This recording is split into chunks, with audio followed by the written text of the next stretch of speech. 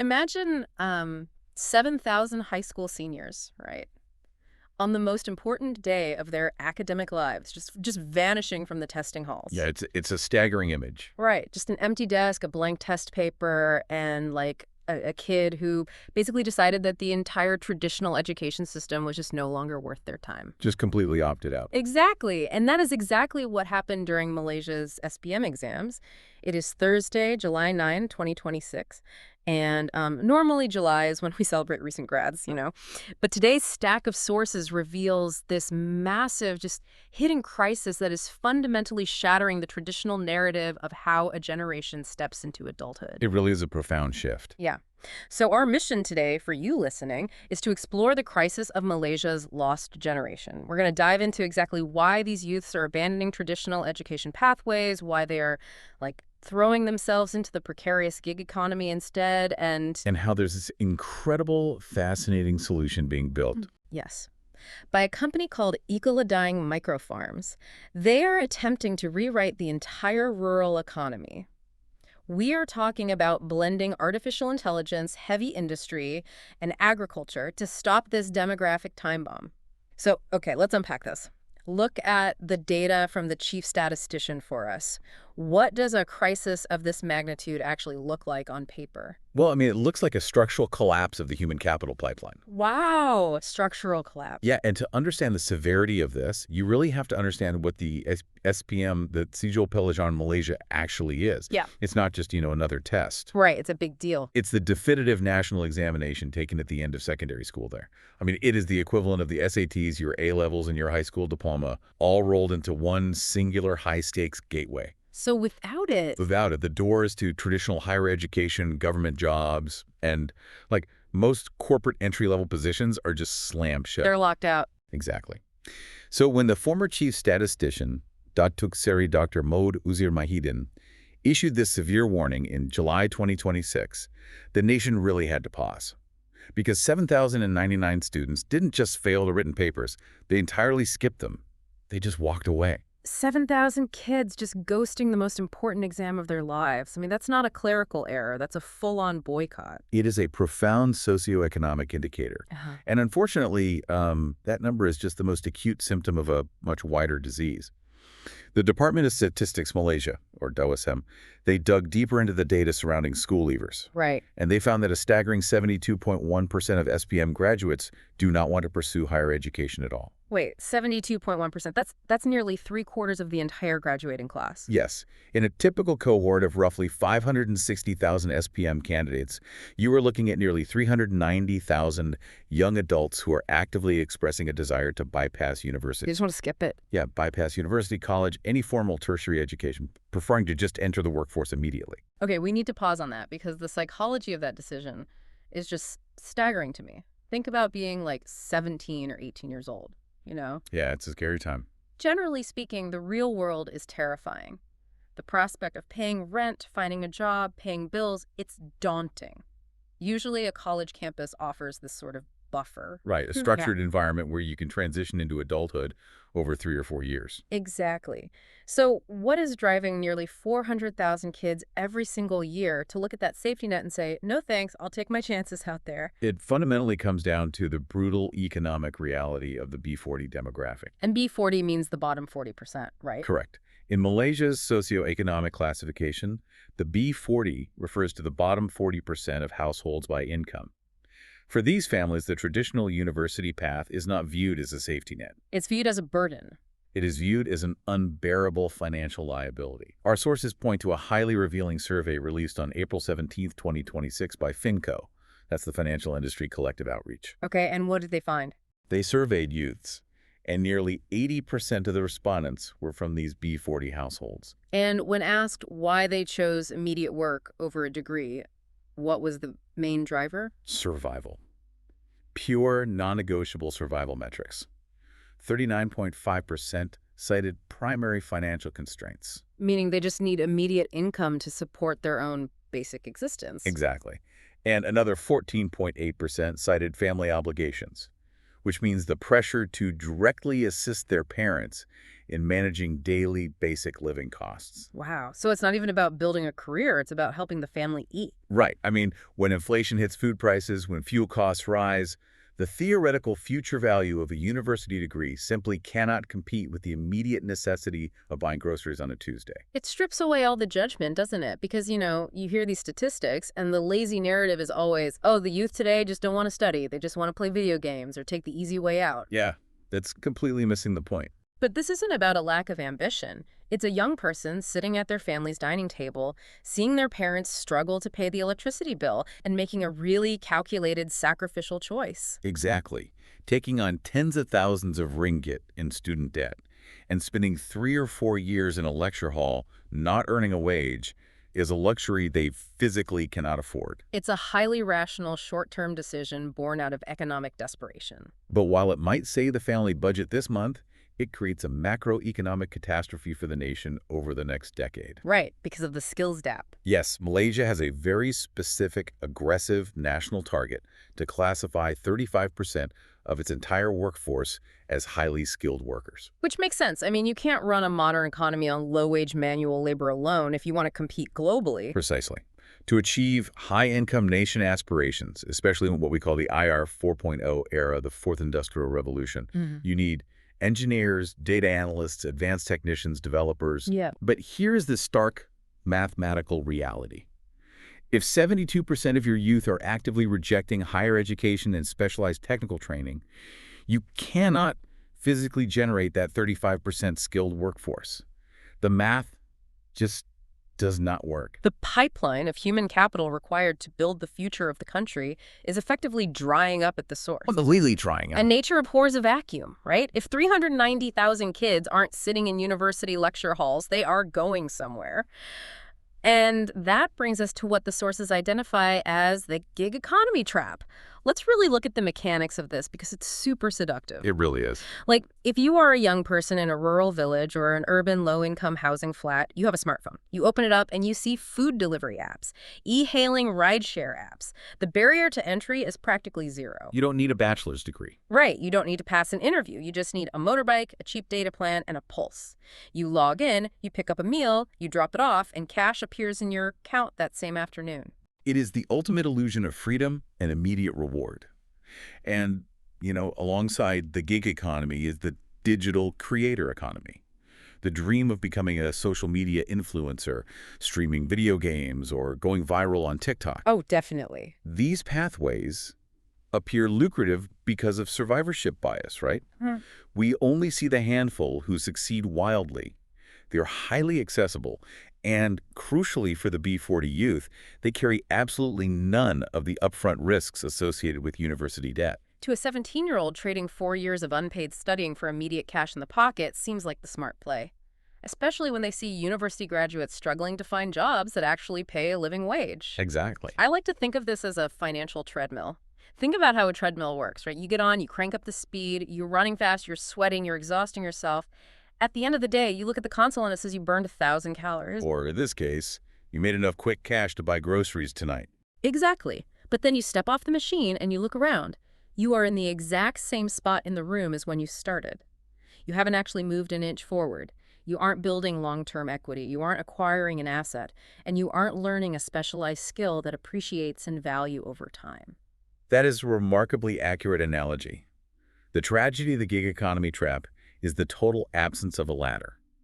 If you deliver food for 5 years, your skills on day 1800 are fundamentally the same as your skills on day 1. There is no promotion to senior food deliverer. No, there is no upward mobility. And no safety net. If you break your leg on that motorbike, you don't get paid sick leave. None whatsoever. There's no corporate health insurance, no mandatory contributions to the Employees Provident Fund, the EPF, which is Malaysia's retirement savings scheme. Which is terrifying for their long-term future. Furthermore, these roles are incredibly vulnerable to algorithmic wage suppression. The platform dictates what you earn per delivery, and they can lower that rate instantly to maximize their own corporate profits. And looking slightly further down the road, these jobs are the prime targets for automated displacement, right? Like drone deliveries and autonomous vehicles. Exactly. So without specialized high-income technical skills, these young adults are locking themselves into a permanent state of precariousness. They remain trapped in the B40 bracket. Their future children will likely be born into the B40 bracket, and the cycle of underemployment just continues for another generation. It is the definition of a multi-generational poverty trap, disguised as immediate financial independence. Perfectly said. Okay, so we have laid out this massive systemic problem. Traditional universities are viewed as an expensive, elitist debt trap by these families. The gig economy is a dead-end financial treadmill that offers no future. If we are going to save this lost generation and hit that 35% skilled workforce target, there has to be a third option. There has to be. How do you upskill a demographic that has already soundly rejected the traditional, dry, textbook-driven classroom? This brings us directly to the solution presented in our sources. It is a highly localized, deeply pragmatic initiative engineered by a company called Ecoladang Microfarms. And their thesis is refreshingly grounded in reality. How so? They don't try to fight the data. They look at the 72% of youth rejecting the classroom and say, fine, we won't force you into a classroom. Because you cannot take a financially stressed rural youth whose family needs grocery money today and ask them to sit quietly in a lecture hall for 4 years. Right, the friction is just too high. So what is Ecoladang's alternative? They bypass the traditional academic route entirely by offering immediate, highly lucrative and prestigious agrotech careers situated directly in the rural heartlands where these youths actually live. That sounds incredible, but how? Well, to understand how they achieve this, we have to look at the structural foundation of their operations, which they call the MOPS framework. MOPS, that stands for Managed Operational Partners, correct? Yes, exactly. Now, I want to unpack this carefully because historically, whenever we talk about agricultural modernization or bringing high-tech to farming, it usually ends up being a pretty bleak corporate story. Yes, the classic top-down conglomerate model. Exactly. A massive multinational conglomerate comes into a rural area. They buy up all the ancestral land. They bring in their own fancy executives, their own proprietary seeds, their own heavy machinery. And the local people who have farmed that land for generations are effectively demoted. Right. They become essentially sharecroppers. Yeah, they are pushed into being low-wage, manual laborers on land they used to own. All the profits get siphoned out of the village and sent to a corporate headquarters in the capital city. How is MOPS any different? Because it completely inverts that dynamic. Under the MOPS framework, the local farmer is not marginalized or bought out. Instead, they are positioned as the absolute anchor and the center of gravity for the entire operation. Okay, I like the sound of that. Ecoladang structures this as a cooperative hierarchy, not a corporate takeover. Their explicit goal is to dismantle the low-wage monoculture trap. And by monoculture, we're talking about planting just one thing, right? Like miles and miles of just one crop. Correct. The reliance on a single seasonal commodity crop. Monocultures demand back-breaking manual labor during harvest season, but offer very little financial security because the farmer is entirely at the mercy of global commodity prices. If the price of that single crop crashes, the entire village goes hungry. Exactly. And the sources emphasize that this MOPS framework specifically targets and empowers the Bumiputra. Let's provide some context for that term for our global listeners who might not be familiar. Sure. Bumiputra translates literally to sons of the soil. It refers to the indigenous and Malay populations of Malaysia. They form the proud, historical backbone of the nation's rural agricultural workforce. However, despite their deep connection to the land, they are incredibly vulnerable to the macroeconomic cycles of specific crops. And the most glaring example of this vulnerability, which Ecoladang aims to solve, is the palm oil replanting crisis. I'm so glad you brought this up because this is a massive piece of the puzzle that rarely gets talked about outside of agricultural circles. Walk us through this crisis. What exactly happens when a palm oil plantation gets old? Well, a palm oil tree has a productive commercial lifespan of roughly 20 to 25 years. After that, the trees become too tall to harvest efficiently, and their fruit yield drops significantly. So they have to start over. Yes, the only solution is to chop down the entire plantation and plant new, young trees. But here is the devastating reality. It takes anywhere from 3 to 7 years for those newly planted palm trees to mature enough to produce a commercially viable harvest. 3 to 7 years. Yes. For a corporate mega plantation, they manage this by staggering their replanting across tens of thousands of hectares. They can absorb the loss in one sector because another sector is still producing. That makes sense for a massive corporation. But for an independent, smallholder Bumiputra farmer, whose entire family income relies on a small 10-acre plot. Mm. Cutting down those trees creates an absolute income dead zone. That is horrifying. Imagine your boss walking up to you today and saying, hey, we're doing some restructuring. We need you to keep coming to work, keep maintaining the building, keep paying your mortgage, but your paycheck is going to stop completely until the year 2033. You would panic. Of course, the 18-year-old kids in these families are fleeing to Kuala Lumpur to drive for a food delivery app. They have literally no other choice to feed their parents. So how does the MOPS framework actually fix a 7-year income dead zone? What's fascinating here is how they entirely redefine what happens on that plot of land. They surround the local anchor farmer with a dedicated, highly specialized resident support network. Yeah. MOPS doesn't just give the farmer new seeds. It brings an entire multidisciplinary ecosystem directly to the farm. They integrate bioscientists, agronomists, and importantly, retired heavy industry engineers onto the site to work alongside the local farmer. Wait, I have to push back here. This is a farm. You're dealing with soil, water, and sunlight. Why on earth do you need a retired mechanical engineer and a bioscientist in a clean room suit walking around a muddy palm oil estate? This sounds less like agriculture and more like you're building a Bond villain's secret lair in the jungle. It does sound like science fiction until you see the mechanics of what they're actually building.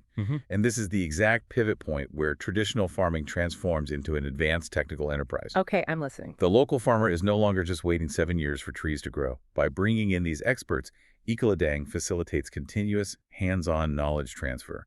They turn the farm into what they call an agro-park hub. An agro-park hub. Yeah, these hubs are complex, multi-revenue, closed-loop systems, and systems of that complexity simply cannot function on autopilot. By bringing the experts to the farm, the wealth, the technology, and the operational capability remain permanently rooted in the local community. Okay, so they are layering high-tech industries on top of the traditional farmland to generate income during that 7-year dead zone. Exactly. It is a philosophy that profitability and purpose must grow together. Ecoladang isn't just selling a commercial franchise model. They're attempting to architect a self-sustaining, community-driven social movement. And the absolute brilliance of this is how it seamlessly transitions into the solution for our initial problem, the lost generation of youth who refuse to go to university. Which brings us to the TVET academies. And before we dive into the specific jobs, I want to make sure we impartially report on the government frameworks mentioned in the sources. Ecoladang didn't just invent a training program in a vacuum. Right, they aligned with existing policies. Exactly. They have aligned their agro-park hubs directly with the Malaysian government's National TVET Policy 2030 and a socio-economic framework called TVET Madani. That is correct. Yeah. The Ministry of Higher Education and the National TVET Council are the primary drivers of this national agenda. TVET stands for Technical and Vocational Education and Training. Okay. The government recognizes the exact crisis we discussed in Section 1, and their goal with the TVET 2030 policy is largely cultural. They desperately need to erase the deep-seated societal stigma that vocational training is a second-class education, like a dumping ground for kids who weren't smart enough to get into a prestigious university. Right. They want to rebrand it so that being a highly skilled technician holds the same societal prestige as being a lawyer or a mid-level corporate manager. Precisely. To achieve this, the government is establishing clear, credentialed pathways, scaling from basic hands-on apprenticeships all the way up to advanced TVET doctorates through the Malaysian Technical University Network. But as you can imagine, a government can write all the policy papers it wants. It needs private industry to actually execute the training on the ground. And that is where Ecoladang steps up and says, we will build the infrastructure. According to the sources, every single municipal agri-park hub that Ecoladang builds across the country fundamentally operates as a certified TVET academy. Yes. And it is crucial to understand for you listening that these are not informal, under-the-table apprenticeships where a kid just shadows a mechanic for a few weeks. No, these are rigorous, intensive programs. When these youths complete their training on the farm, they earn the Malaysian Skills Certificate, known as the SKM. Let's translate that for our listeners. What is the SKM? It is a formal, nationally recognized qualification issued by the Department of Skills Development. The training is strictly based on the National Occupational Skill Standards, or NOSS. So it's very official. Very. This means the certification a rural youth earns at an Ecoladang farm holds immense weight. It proves they possess a highly specific, standardized set of technical competencies that are immediately valuable to the modern industrial workforce. Here's where it gets really interesting. Let's talk about those specific technical competencies, because the actual jobs they're training these kids for absolutely blew my mind. Yeah, they're not what you'd expect. Not at all. When you say farm work or agricultural vocational training, my brain immediately goes to a teenager learning how to dig better irrigation ditches in the hot sun, or maybe learning how to fix a rusty diesel tractor. But the sources outline 3 specific high-demand engineering tracks that these on-farm TVET academies offer. Break these down for us, because this explains why they need those retired engineers. Absolutely. Track 1 is EV fleet mechanics. Forget the rusty diesel tractors. These agro-park hubs operate a zero-emission fleet. We are talking about advanced electric tracked excavators for earth moving and heavy-duty Tesla semis for hauling goods and logistics. Wait, really? Tesla semis on a farm? Yes. The operational logic is sound. Diesel is subject to volatile price swings and requires complex supply chains to deliver to rural areas. By utilizing electric fleets charged via on-site renewable energy, they drastically cut operational friction and costs. That makes a lot of sense. But these machines are essentially massive computers on wheels. They require highly specialized maintenance. The TVET apprentices in this track are learning hands-on diagnostics, battery management systems, and high-voltage drivetrain repair. That is wild. Okay, what is track 2? Track 2 is Advanced Thermochemical and Systems Engineering. This track aligns directly with another major government initiative, the National Biomass Action Plan 2023-2030. Let me guess, this involves the palm oil trees they had to chop down during that 7-year dead zone. Exactly. Historically, agricultural waste, the dead fronds, the empty fruit bunches, the old trunks, is a hazardous, costly liability. It rots, releases methane, or farmers illegally burn it, causing massive air pollution. So it's normally just a massive headache. Right. But Ecoladang turns that waste into a premium asset. These TVET apprentices are trained to operate automated municipal pyrolysis systems, gasification turbines, and subcritical water biorefineries. Okay, you just dropped a lot of heavy chemistry terms there. I think. Let's break those down so everyone is following. Pyrolysis, what physically happens inside a pyrolysis machine? Imagine a massive industrial oven. You take all that dead agricultural waste, put it inside, and you heat it to incredibly high temperatures. But, and this is the critical part, you do it in the complete absence of oxygen. Wait, in an oven? So because there's no oxygen, it doesn't catch on fire and burn to ash. Exactly. Instead of combusting, the intense heat breaks down the molecular bonds of the biomass. This dermal decomposition produces 3 incredibly valuable things. Which are? First, it produces syngas, which is a clean, combustible gas that can be piped into turbines to generate off-grid electricity. Second, it produces bio-oil. And third, it leaves behind biochar and highly porous activated carbon, which can be sold at a premium for water filtration or put back into the soil as a super fertilizer. So they're literally turning trash into clean power and high-value carbon. And what was the other one? Subcritical water biorefineries. Yeah, that uses water under extreme pressure and high heat, just below its critical point, to essentially melt wet biomass into high-value biochemicals and organic acids. It's complex chemical engineering, and these 19-year-old apprentices are learning to run the control boards, monitor the pressure valves, and maintain the turbines right there on the farm. Incredible. And finally, track 3. Track 3 is Edge Data Center Operations. The apprentices are trained to manage the physical infrastructure of on-site server nodes.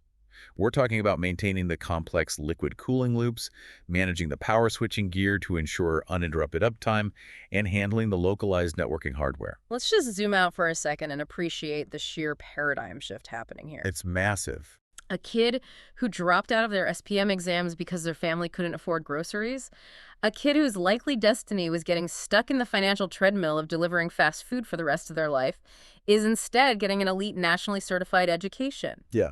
You're telling me a kid who dropped out of their SPM exams to drive for a food delivery app could instead be doing hands-on maintenance on a Tesla semi or running a data center, all on a farm? All on a farm. From the government's perspective, the GOMIN, as the sources colloquially refer to it, this is a literal 10x return on public investment. It is incredibly efficient. Yeah. You are simultaneously solving youth underemployment. You are actively managing hazardous biomass waste. You are generating decentralized clean energy. And you are building the exact IR 4.0 skilled workforce you desperately need. But this immediately raises a massive red flag for me. It's the obvious logistical question. Let's say I'm that 19-year-old. I've spent 2 years on this farm. I now hold a prestigious SKM certificate in edge data center operations. What is stopping me from packing my bags, waving goodbye to the muddy farm, and taking my shiny new certificate straight to the gleaming skyscrapers of Kuala Lumpur to get a corporate tech job? If they all just leave, hasn't Ecoladang just subsidized the city's workforce at the expense of the rural village? That is the exact phenomenon known in socioeconomics as the rural brain drain or rural flight. It is a globally recognized crisis. Yeah, it happens everywhere. When the brightest and most ambitious youths leave for the capital city, it fundamentally hollows out rural communities. The local economy stagnates, local businesses close, and the aging population is left without a support system. And it crushes the cities, too. Simultaneously, yes, it places an entirely unsustainable strain on urban infrastructure in places like Kuala Lumpur, driving up housing costs, congesting transit, and stretching public services to the breaking point. Right. It's a lose-lose scenario for the country's geographic balance. So how does Ecoladang prevent these highly trained apprentices from taking the first bus to KL? They solve the brain drain by hardwiring the solution into their physical infrastructure. They deploy highly advanced modular facilities, which they call agro-shacks, directly into these rural sub-districts. Reverse shacks. They don't just train the youth and tell them to go find a job. They create the high-paying, multi-generational tech careers exactly where the training happens. So the job is already waiting for them, right in their backyard. Precisely. Why would you move to a cramped, expensive apartment in Kuala Lumpur if you can earn a highly competitive tech salary while living comfortably in your hometown, surrounded by your family and community? You wouldn't. But it goes much deeper than just providing a paycheck. Ecoladang is meticulously engineering a holistic, localized, multidisciplinary ecosystem. And this is where we circle back to your earlier question about why they need retired engineers. Yes. The sources explicitly state that every agro park features what they call a heavy industry workshop, and they are putting out a direct plea to recruit retired masters. We're talking machinists, tool makers, master welders. If we connect this to the bigger picture, you can clearly see the social engineering at play. Ecoladang actively scouts and recruits these experienced veterans of heavy industry. To do what exactly? Now, their primary functional role is, of course, to fabricate custom spare parts, repair the specialized thermochemical machinery, and maintain the electric fleet. But their most critical role is cultural. They are brought in to actively mentor the local TVET youth. That is such a powerful dynamic to visualize. It is the ultimate generational bridge. You have a 65-year-old retired master welder, someone who has spent 4 decades perfecting their craft in shipyards or oil refineries, standing shoulder to shoulder with a 19-year-old former dropout. Wow. They are transferring decades of acquired, tacit, physical engineering wisdom, the kind of knowledge you cannot learn from a textbook or a YouTube video, directly to the next generation. And it doesn't stop with the heavy machinery. The sources detail a completely bizarre and fascinating array of deep tech agriculture happening in these agro shacks. Let's explore some of these because they highlight just how multidisciplinary this ecosystem is. We've got the master welder, but working right next door in the same hub, you have bioscientists. What are they doing? They are managing clean rooms for spore inoculation. For mushrooms, right? Correct. High-value gourmet mushrooms. This requires absolute sterilization and precise climate control, something a traditional farmer would struggle to achieve alone. So the bioscientists handle the delicate part. Yes, the bioscientists manage the sensitive early stages of mycelium growth and then hand over the robust growing blocks to the local farmers for the final cultivation and harvest. And what about the agronomists? The sources mention them fine-tuning something called insect bioconversion loops. This is one of the most elegant waste management solutions in modern agriculture. They utilize BSFL, black soldier fly larvae. Black soldier fly. Wait, the agronomists manage vast, controlled populations of these insects. The larvae are incredibly voracious. They consume massive amounts of organic farm waste rotting fruit, vegetable scraps, and rapidly convert that waste into high-protein body mass. Wait, so they are farming maggots? Essentially, yes, but highly optimized maggots. Once the larvae are plump, they are harvested, dried, and processed into premium, sustainable protein feed for poultry or fish. Oh, that's clever. It completely eliminates the need to buy expensive, imported soy-based animal feed. It is a perfect closed-loop, biological engine. That is brilliant. And the last one mentioned in the sources, aquaculture experts managing vertical mud crab farming telemetry. Telemetry for crabs. Yes. Mud crabs are a highly lucrative delicacy, especially in Asian markets. But farming them horizontally takes up massive amounts of land, and they tend to cannibalize each other. Yeah. Ecoladang farms them vertically in individual, stacked aquatic cells. The telemetry part is crucial. The aquaculture experts utilize a network of digital sensors to constantly monitor the water quality, oxygen levels, pH balance, and temperature in each individual cell, feeding that data back to a central dashboard. It is intensely concentrated. Just think about the sheer density of diverse expertise in one single rural hub. You have the traditional Bumiputera farmer anchoring the land, a retired master machinist fabricating parts, a bioscientist in a clean room, an agronomist managing millions of insects, an aquaculture expert monitoring crab telemetry, and local teenagers keeping the data servers cool. It completely redefines the economic potential of rural geography. It really does. Think about the emotional and psychological shift this creates for a young person listening to this right now. For generations, the narrative has been deeply ingrained. If you grow up in a rural village, success means escaping. The village is the place you leave behind to go make something of yourself in the city. Returning home meant you failed.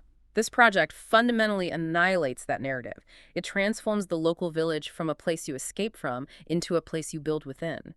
You can have the prestige, the cutting-edge tech career, and the high income, all without having to abandon your family or your heritage. Which is precisely why the sources explicitly call for a new kind of advocacy.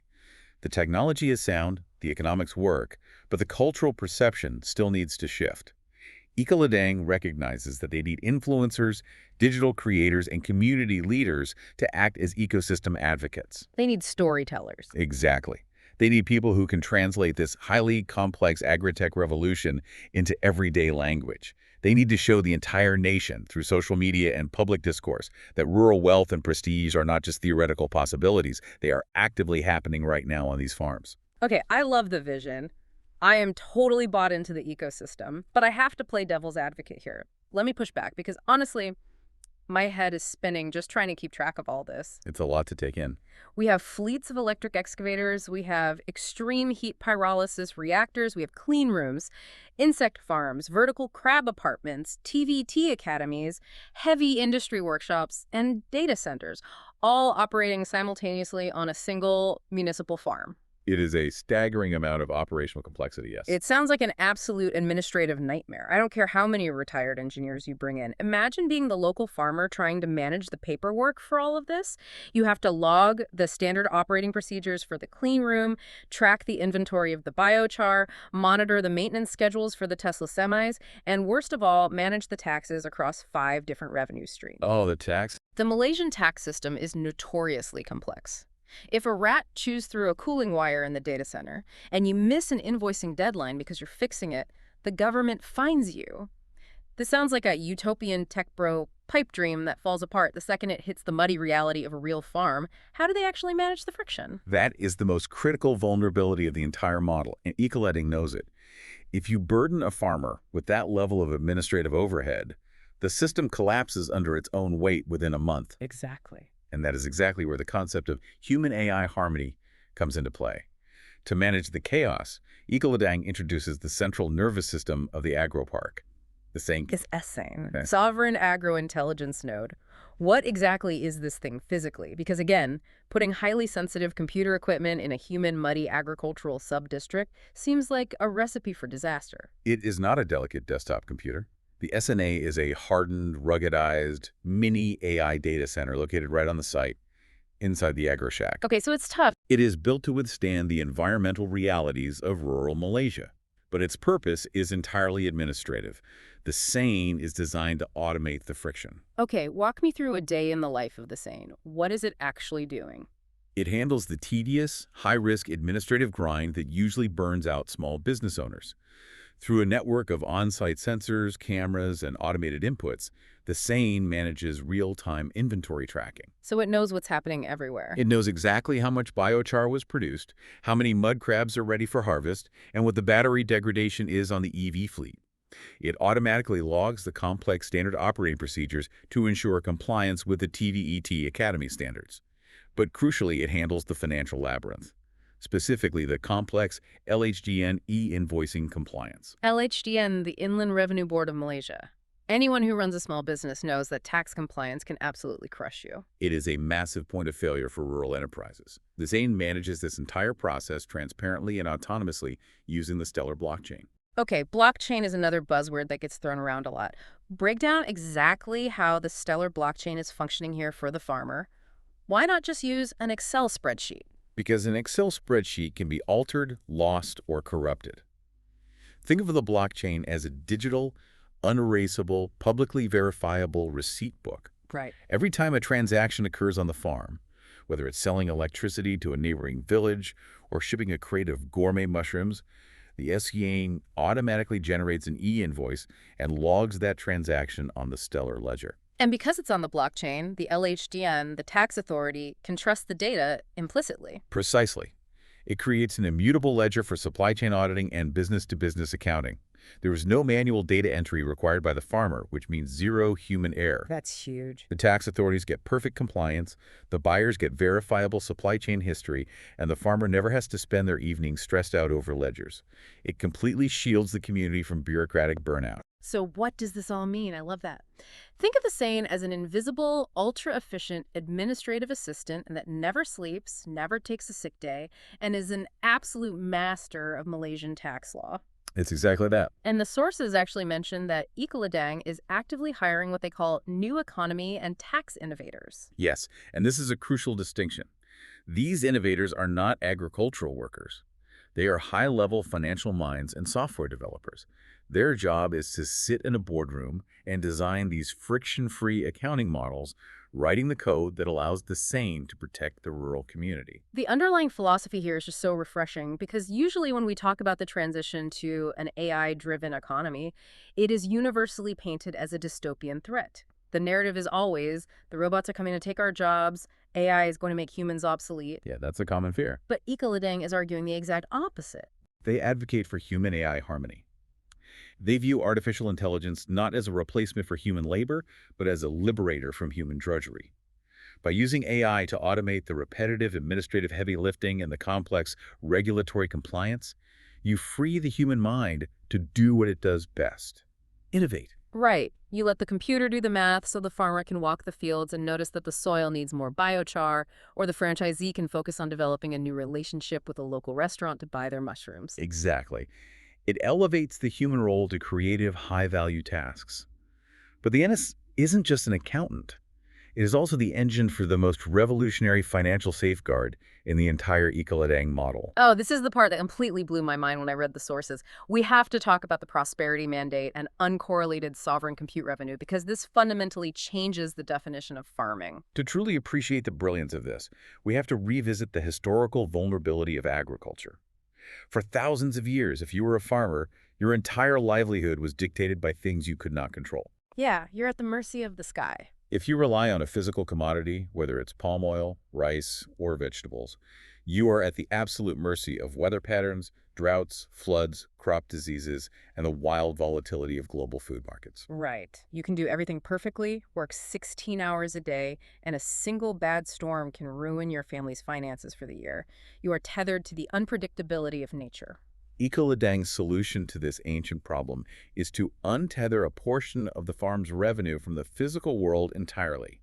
Their ultimate safety net is data. Okay. Now remember the SAN edge nodes, these mini AI data centers running inside every agro shack, they require a significant amount of continuous power to operate. But they aren't plugging into the national grid, right? We discussed the thermochemical engineering earlier, the pyrolysis and gasification units. Exactly.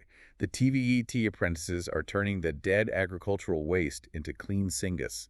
That syngas is piped directly into generators that power the SAN nodes completely off-grid. So they power themselves. Because Ecoladang is generating their own independent localized power, and they have this robust computing hardware on site, they possess a highly valuable digital asset, server compute capacity. And here is the genius move. They take whatever computing power the SNIN isn't using for the farm's daily operations, and they sell it. They pool the unused computing capacity from all the agro shacks across the country and sell it on the global market as sovereign cloud processing services. Think about this like Airbnb, but for computer processing. Let's say you have a spare bedroom in your house. You aren't using it, so you list it on Airbnb. Somebody in London rents it out for a week, and they pay you cash. Exactly the same principle. Ecoladang is doing the exact same thing with the spare room in their computer processors. A massive tech company halfway around the world needs to render a complex 3D animation or run a massive AI training model. They don't care where the processors are located. They run the computing power from the same node sitting on a muddy farm in rural Malaysia, and the farm gets paid for it. Yes. And the critical financial term here is uncorrelated. That revenue stream, the money coming from tech companies paying for cloud processing, has a 0% correlation to the reality of agriculture. It doesn't matter if there's a massive drought. It doesn't matter if pests destroy the entire mushroom crop. It doesn't matter if the global price of palm oil crashes to zero. Exactly. The data center keeps humming, powered by its own off-grid Singas, providing a high-margin, weather-independent tech income stream. It creates an impenetrable financial shield around the local families, protecting them from the inherent volatility of physical farming. It's like having a wildly successful Silicon Valley startup operating silently inside your barn, guaranteeing your rent even if every single crop fails. And this tech infrastructure doesn't just benefit the global cloud market, it provides direct physical benefits to the rural community itself, right? The prosperity mandate goes beyond just balancing the books. It does.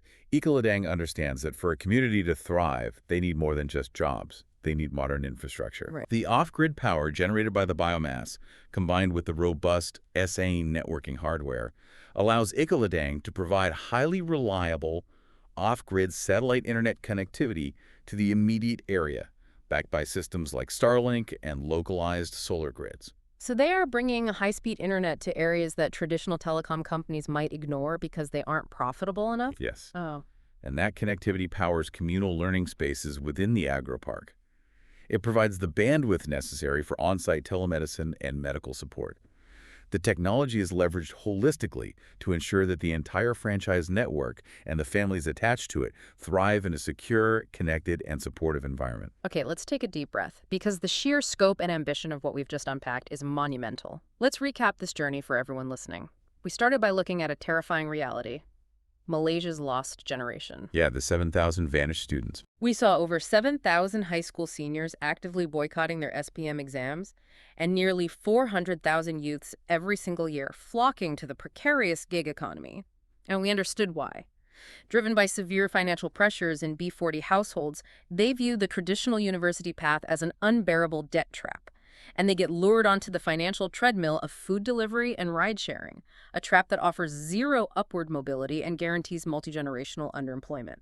And then we explored how Ecoladang microfarms is completely flipping the script. Instead of fighting the youth's rejection of the classroom, they meet them where they are. Right.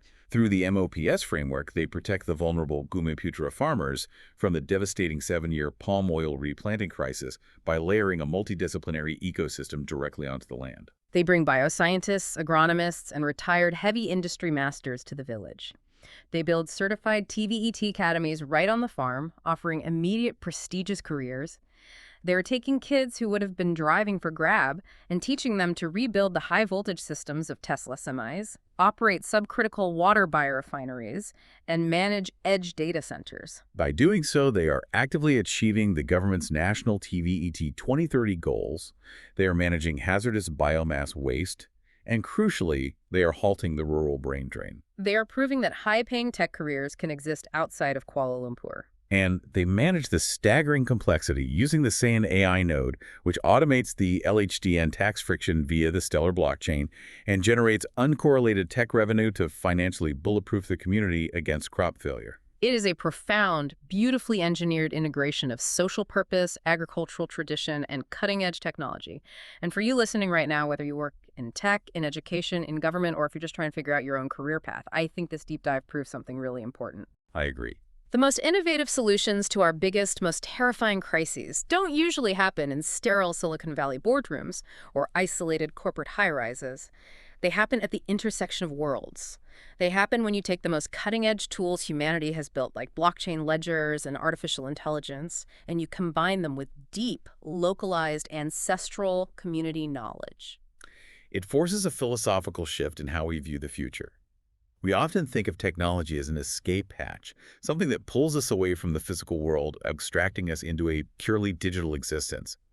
But Ecoladang suggests the exact opposite. Yeah. It asks a profound question.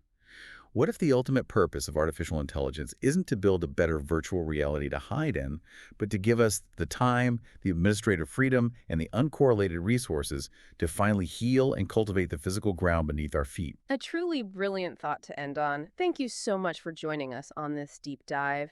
Keep questioning the traditional narratives, keep learning about the hidden mechanics of the world, and keep looking for those brilliant aha moments happening right in your own backyard. Until next time.